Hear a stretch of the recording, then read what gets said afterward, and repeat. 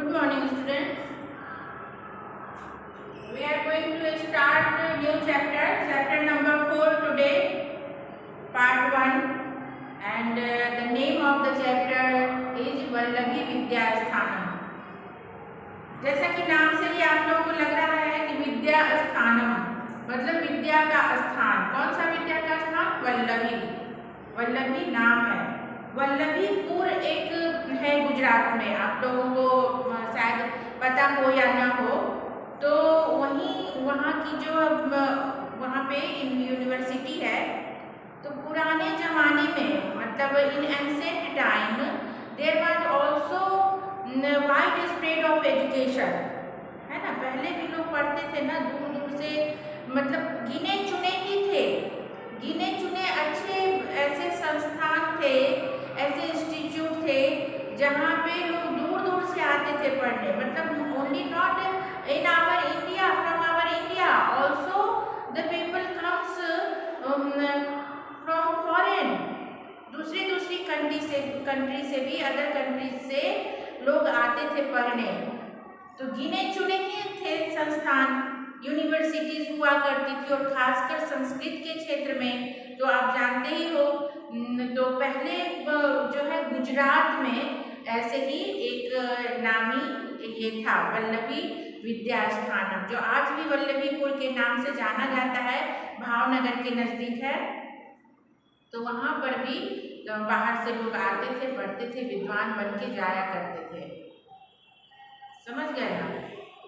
तो यहाँ पे संस्कृत की शिक्षा मिलती थी, संस्कृत लैंग्वेज पढ़ाई जाती थी. और वही उसी के बारे में आपके इस चैप्टर में लिखा है कि किस तरह की शिक्षा थी, क्या क्या वहाँ के नियम थे, कैसे एडमिशन मिलता था, कैसे लोग पढ़ा करते थे वहाँ पे.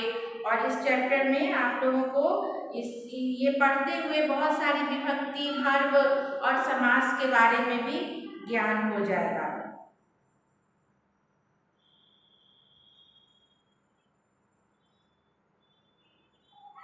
ठीक है.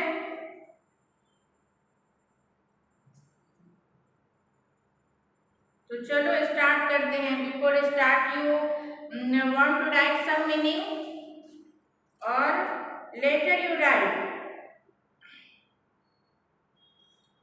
Okay, first you understood the meaning of this chapter. सम्प्रति विविधा विश्वविद्यालयाः सुप्रसिद्धाः सन्ति. सम्प्रति मतलब आजकल, विविधा मतलब बहुत सारे, विद्यालय मतलब यूनिवर्सिटी, सुप्रसिद्धा मतलब फेमस, और संति मतलब है, आर. ये प्लूरल के लिए संति यूज करते हैं. क्यों संति आया? क्योंकि विविधा विश्वविद्यालयाः सन्ति. विविधा विश्वविद्यालयाः सन्ति. अगर विद्यालय होता तो क्या होता? संति की जगह अस्ति होता. अगर विद्यालय होता, एक ही विद्यालय की बात होती, तो अस्ति हम लोग लिखते, सिंगुलर का सिंगुलर. और विश्वविद्यालय है, प्लूरल है, इसीलिए अस्ति का भी प्लूरल संति हो गया. तो वो कैसे थे? How was that universities? सुप्रसिद्धा, वेरी फेमस. थे नहीं, संति है ना, है. आजकल की बात हो रही है, संप्रति. आजकल बहुत सारे विश्वविद्यालय सुप्रसिद्ध हैं. आप लोग जानते ही हो, जो पढ़ते ही हो, जैसे गुजरात यूनिवर्सिटी हो गया, कलकत्ता यूनिवर्सिटी हो गया, दिल्ली यूनिवर्सिटी हो गया. तो बहुत सारे ऐसे हैं. हर जगह अभी ये संख्या में बढ़ोतरी हुई है, बढ़ गई है. मिथिला यूनिवर्सिटी है, संस्कृत यूनिवर्सिटी है, और बिहार यूनिवर्सिटी है, मगध यूनिवर्सिटी है. कितने सारे यूनिवर्सिटी हैं. कर्नाटक में है, तमिलनाडु में, हर जगह, हर क्षेत्र में है ना. तो इसी तरह इसमें आपको पहले गिने चुने थे, इतने सारे नहीं थे, हर जगह नहीं हुआ करते थे. तो यहाँ लाइन में यहाँ क्या है कि सम्प्रति विविधा विश्वविद्यालयाः सुप्रसिद्धाः सन्ति. आजकल बहुत सारे विश्वविद्यालय जो हैं विश्वविख्यात हैं, सुप्रसिद्ध हैं, फेमस हैं. एतादृशा सन्ति यत्र अध्ययनार्थं प्रवेशं प्राप्य छात्रः स्वात्मानं धन्यं मन्यते। तेषु मतलब उनमें से केचन कुछ ऐसे हैं, एतादृशा सन्ति ऐसे हैं, यत्र जहाँ अध्ययनार्थं प्रवेशं प्राप्य अध्ययन के लिए, अध्ययन के लिए अर्थम जहाँ लग गया वहाँ के लिए, किम अर्थम किस लिए होता है ना, तो अध्ययनार्थम अध्ययन के लिए, पठनार्थम पढ़ने के लिए, गमनार्थम जाने के लिए, लिखितार्थम लिखने के लिए। तो अध्ययनार्थम प्रवेशम प्राप्य अध्ययन के लिए प्रवेश प्राप्त करने को छात्रः स्वात्मानं धन्य मन्यते। छात्र जो है अपने आप को धन्य मानते थे। अगर इस तरह उनमें से कुछ ऐसे थे कि उसमें अध्ययन के लिए प्रवेश प्राप्त कर, अगर प्रवेश मिल गया, एडमिशन मिल गया, तो लोग धन्य मानते थे अपने आप को कि ओह इस यूनिवर्सिटी में इसको एडमिशन मिल गया। आश्चर्य होता है ना, कभी कुछ अच्छा कर जाते हो, कभी तुम कुछ कंपटीशन कम्पीट कर जाते हो तो लगता है हम कम्पीट कर गए, ओ मुझे इसमें एडमिशन मिल गया, बड़ी खुशी होती है। तो उसी तरह बहुत गिने चुने थे, तो जब कोई भी विख्यात है, किसी कॉलेज का नाम बहुत ज़्यादा है, वहाँ एडमिशन मिल गया, तो किसी स्कूल का नाम बहुत ज़्यादा है, वहाँ एडमिशन हो गया, तो खुशी होती है ना। तो वही स्वात्मानं धन्यं मन्यते, वो अपने आप को धन्य मानते थे कि मुझे इस यूनिवर्सिटी में नामांकन हमारा हो गया। एवमेव पुराकाले अपि अस्माकं भारते देशे एतादृशा बहवः विश्वविद्यालयाः आसन्। एवमेव पुराकाले अपि, ऐसे ही प्राचीन समय में, पुराकाले अपि प्राचीन समय में भी, अस्माकं भारत देशे हम लोगों के भारत देश में, एतादृशा बहवः विद्यालयाः आसन्, इस तरह के बहुत सारे विश्वविद्यालय थे। पहले लाइन में बोला कि आजकल जो है बहुत सारे यूनिवर्सिटी सुप्रसिद्ध हैं, उनमें से कुछ ऐसे हैं जहां अध्ययन के लिए प्रवेश प्राप्त कर छात्र अपने आप को धन्य मानते हैं। इसी तरह पुराकाले प्राचीन काल में भी भारत देश में इस तरह के बहुत सारे विश्वविद्यालय थे। तत्र अध्ययनाय दूरात् देशात्, वहाँ अध्ययन के लिए दूर दूर देश से समागत्य आकर के प्रवेशं लब्ध्वा छात्रा स्वात्मानं धन्यं मन्यते स्म। दूर देश से आकर के लोग एडमिशन पाकर अपने आप को धन्य मानते थे या माना करते थे। एषु एकतमः वल्लभी विश्वविद्यालय है, इनमें से एक वल्लभी विश्वविद्यालय भी था, वो भी बड़ा विश्वविख्यात था गुजरात का। मगध राज्य यथा नालंदा आसीत, नालंदा विश्वविद्यालय का नाम बहुत ज़्यादा है ना, तो बहुत राष्ट्रपति और बड़े बड़े लोग सब नालंदा विश्वविद्यालय में पढ़ाई की है उन लोगों ने, और उनकी लाइब्रेरी बहुत बड़ी लाइब्रेरी थी। तो मगध देश यथा नालंदा आसीत, जैसे कि मगध देश में, मगध राज्य में नालंदा विश्वविद्यालय था, तथैव अत्र गुर्जर प्रदेशे वल्लभी आसीत, वैसे ही यहाँ गुजरात प्रदेश के अंतर्गत वल्लभी जो है यूनिवर्सिटी था। अत्रापि सुदूरात् देशात् जनाः अध्ययनाय आगच्छन्ति स्म, यहाँ भी दूर दूर से लोग अध्ययन के लिए आते थे। अद्यत्वे अस्मदीये गुर्जर प्रदेशे वर्तमाने भावनगरे जनपदे वल्लभी नामकं यदेकम् उपनगरं वर्तते। अद्यत्वे आज भी अस्मदीय गुर्जर प्रदेशे, हमारे गुर्जर प्रदेश में आज भी हमारे ये गुजरात प्रदेश में वर्तमान जो भावनगर है, आज का जो भावनगर है, उसके जनपद में, उनके जनपद मतलब उनके क्षेत्र में जहाँ लोग रहा करते हैं, उस क्षेत्र में वल्लभी नाम का एक उपनगर है, वल्लभीपुर पुर, वल्लभीपुर है भावनगर के पास, अगर आप लोग जानते हो। तत्रैव प्राचीन काले वल्लभी विश्वविद्यालय आसीत्, वहीं पर प्राचीन समय में बहुत पहले की बात है वल्लभी विश्वविद्यालय था।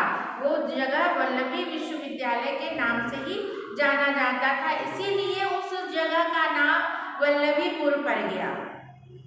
लोग रहने लगे, जनपद आ गए, तो वो वल्लभीपुर के नाम से आज जाना जाता है। एतत् सूचयति यदत्र जैन बौद्ध दर्शनानामपि अध्ययनं प्रचलति स्म, मतलब ऐसी सूचना है, ऐसी खबर है कि यहाँ जैन बौद्ध दर्शन इन सभी का अध्ययन जो है यहाँ पे होता था, सभी की पढ़ाई होती थी, जैन की भी, बौद्ध की भी, और दर्शन शास्त्र, जैन शास्त्र, दर्शन शास्त्र, बौद्ध शास्त्र, सबके बाद यहाँ पे शिक्षा दी जाती थी। विद्वान सब हुआ करते थे, तो उस समय की बात अलग थी। अत्र यथा रुचि यथामति छात्रा अपठन, यहाँ पे जैसी अपनी रुचि के अनुसार और अपनी बुद्धि के अनुसार लोग पढ़ते थे। प्रवेशार्थमत्र प्रवेश परीक्षा भवति स्म, प्रवेशार्थमत्र, प्रवेश के लिए जो होता है ना कि एडमिशन के लिए आप एग्जाम देते हो एंट्री के लिए, तो प्रवेशार्थमत्र यहाँ पे प्रवेश के लिए प्रवेश परीक्षा भी हुआ करता था, प्रवेश परीक्षा होती थी। तामुत्तीर्य एव अत्र छात्रस्य प्रवेशः शक्य आसीत्, उसमें उत्तीर्णता प्राप्त करने के बाद जब वो पास कर जाओगे एग्जामिनेशन, एडमिशन के लिए एग्जाम होता था, टेस्ट होता था, उसमें पास कर लेने के बाद ही यहाँ छात्रों को एडमिशन मिलता था। ख्रीस्तस्य पंचम्यां शताब्द्याम् इदम् उपनगरं मैत्रकानां राजधानी आसीत्। ख्रीस्तस्य मतलब पंचम्यां शताब्द्यां, पांचवी शताब्दी के उसमें इदम उपनगरम मैत्रका नाम राजधानी आसीत्, यह उपनगर जो है वल्लभीपुर मैत्रक लोगों की मैत्री की राजधानी थी ये।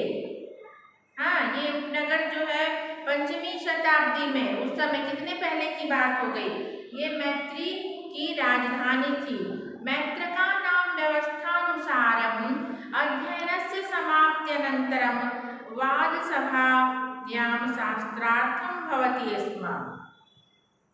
मैत्रका नाम व्यवस्थानुसारम, जो मैत्रों की राजधानी थी तो उनके व्यवस्था होती थी,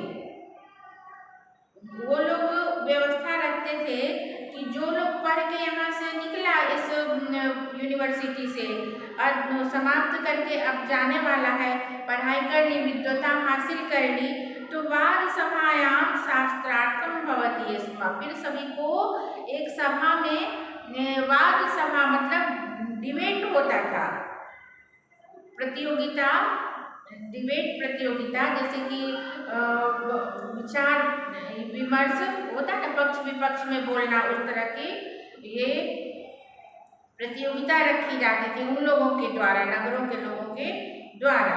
शास्त्रार्थे विभिन्नानां मतांतराणां खंडन मंडनं पूर्वकं विमर्शं भवति स्म। शास्त्रार्थे, उस शास्त्र के लिए विभिन्न मतलब अलग अलग मत और मत वाले खंडन मंडन पूर्वकम विमर्शम भवति स्म। खंडन मंडन मतलब उनको काट के उसको सभी विचार विमर्श करते थे, जैसे कि क्या बोलते हैं, डिस्कशन, जैसे कोई बोला, कोई किसी टॉपिक पे बोला तो दूसरे को नहीं पसंद आया तो तर्क वितर्क भी देते थे, सब उसका खंडन करते थे कि नहीं ऐसा नहीं होगा, ऐसा होगा, इसमें ये उक्ति आएगी, इसमें ये विभक्ति होगी, कोई भी जो भी टॉपिक हो तो वो अपना मत रखते थे। इस तरह खंडन मंडन इसी को बोल रहे हैं, उसको खंडन किया, उसको काट किया कि नहीं आपकी बात नहीं है, इसमें ऐसे होता है। तो इस तरह से विचार विमर्श हुआ करता था। अनेकस्मै विजयी जनाय राजा पारितोषिक रूपेण भूमि अयच्छत, और इनमें से जो विजयी होते थे वो वो विचार विमर्श जो डिबेट हुआ, वो इतना तर्क वितर्क हुआ, खंडन मंडन हुआ, उसमें से विजयी जो होते थे, जो अव्वल आते थे, उनको प्राइज के रूप में राजा भूमि देते थे। राजा महाराजा मैत्रियों का देश था, तो वो राजा फिर राजा की तरफ से ये रखा जाता था डिबेट प्रतियोगिता, तो फिर राजा उनको भूमि पारितोषिक के रूप में देते थे। कदाचित विजयी जनानां नामानि विद्यापीठस्य द्वारे उट्टङ्कितानि अभवत्। कदाचित विजयी जनानां नामानि,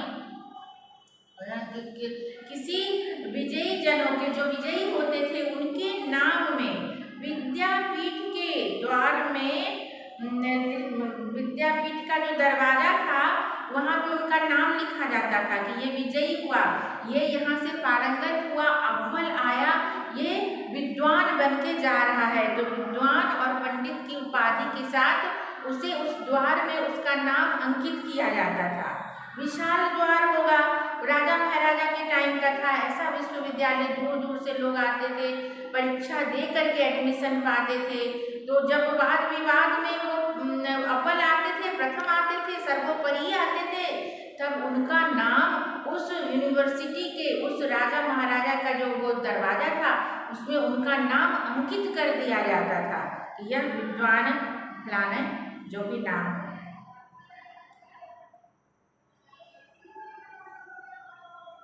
ख्रिस्तान पूर्वं प्रायः 5वीं शताब्द्यां भगवतः महावीरस्य जन्म अभवत्।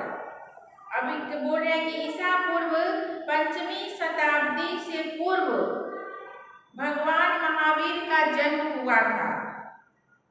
तस्मिन् काले भगवता महावीरेण यः उपदेशः प्रदत्तः स आगम नाम्ना प्रसिद्धः वर्तते। उस काल में भगवान महावीर के द्वारा जो उपदेश दिया गया वह आगम नाम से प्रसिद्ध हुआ। उस टाइम में महावीर ने जो उपदेश दिया, महावीर का उपदेश जानते हो ना, वो तो आपने सुना होगा कि उपदेश पहले लोग दिया करते थे, तो महावीर थे, तो वो आगम नाम से प्रसिद्ध हुआ। अयम आगमः वर्ष 500 यावत् मौखिक परंपरायां सुरक्षितः आसीत्। यह आगम, जो आगम नाम से प्रसिद्ध हुआ, बौद्ध की, महावीर की जो उपदेश, महावीर ने जो उपदेश दिए वो आगम नाम से प्रसिद्ध हुआ। यही आगम वर्ष 500 यावत्, वर्ष 500 मतलब 500, जब तक 500 वर्ष मौखिक परंपरायां सुरक्षित आसीत्। ये मौखिक परंपरा में ही सुरक्षित थी। जो उन्होंने उपदेश दिया ये मौखिक दिया, कोई लिखित बात नहीं थी, कोई पुस्तक नहीं थी। सब इन्होंने, जैसे महावीर ने उपदेश दिया 10-12 जो भी जन हमको बैठा कर, फिर वो विद्वान है, वो सीख गए, फिर वो अपने अनुयायियों को उन्होंने दिया। ऐसे ऐसे ये मौखिक परंपरा 500 वर्षों तक चली। एवं ये श्रूयते यत् ख्रीस्तस्य 3्यां शताब्द्यां नागार्जुन नाम्ना प्रसिद्धस्य विदुषः अध्यक्षतायाम् एका जैन साधूनां समिति मिलिता। ऐसा सुना जाता है कि 3य शताब्दी में नागार्जुन नाम के प्रसिद्ध विद्वान, विदुषा मतलब विद्वान, के अध्यक्ष में एक जैन साधु की समिति मिली, उनकी एक जैन साधु की समिति मिली। अस्याम आगम ग्रंथानां लेखनस्य प्रस्तावो अभवत्। तब जाकर के इस आगम ग्रंथ का, जो महावीर ने मौखिक रूप में सबको बताया था, इसको जब ये समिति, जैन साधुओं की समिति उनको मिली, किसको, नागार्जुन को, तब जाकर के आगम ग्रंथ का जो है लेखन के रूप में प्रस्ताव हुआ कि क्यों ना इसे लिखा जाए। ये मौखिक चल रहा है, इसको हम लोग एक ग्रंथ बना दिया जाए, पुस्तक बना दी जाए। अत्र लेखबद्धा वाणी वल्लभी वाचना नामना प्रसिद्धा जाता। तो ये लेखबद्ध वाणी जो पहले तो मौखिक थी, अब लेखबद्ध हो गई, लिख गई, तो वल्लभी वाचना नामना प्रसिद्धा जाता। ये वल्लभी वाचना नाम से प्रसिद्ध हुई। ख्रीस्तस्य 9्यां शताब्द्यां वल्लभी नगरस्य विनाशः अभवत्। अब क्या हो गया कि 9वीं शताब्दी में वल्लभी नगर का विनाश भी हो गया।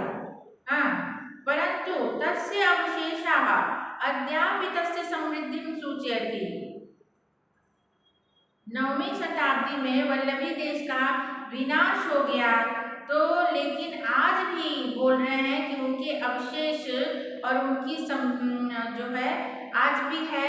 वल्लभीपुर आप जाओगे तो, और उनकी समृद्धि की सूचना देती है, हमें याद दिलाती है कि यहाँ पे कभी मैत्रियों का राज था और वल्लभी यूनिवर्सिटी थी, दूर दूर से लोग आते थे, विद्वान बनते थे और दरवाजे पे लिखा रहता था, सबका नाम अंकित हो जाता था वाद विवाद में प्रथम आने पे।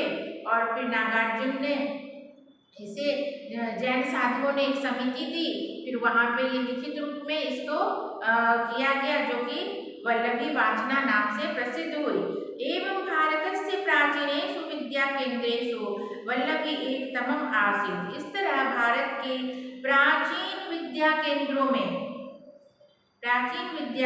में वल्लभी एक था। इतिहासे च अद्यापि वर्तते। तो और इसका इतिहास भी आज भी है, आज भी लोग इसे जानते हैं, याद करते हैं वल्लभी यूनिवर्सिटी के बारे में। तो यही इसकी पूरी स्टोरी है। अब इसके कुछ वर्ड्स आएंगे, वर्ड्स मीनिंग आएंगे, और फिर मैं इसको आप लोगों को अगर लिखना है तो मैं लिखवा भी दूंगी, तो डोंट वरी। अभी आप लोगों को समझ आ गई होगी स्टोरी, वल्लभी विश्वविद्यालय के बारे में है।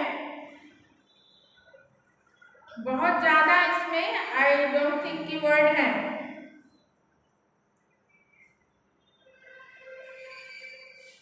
Write down some word meaning.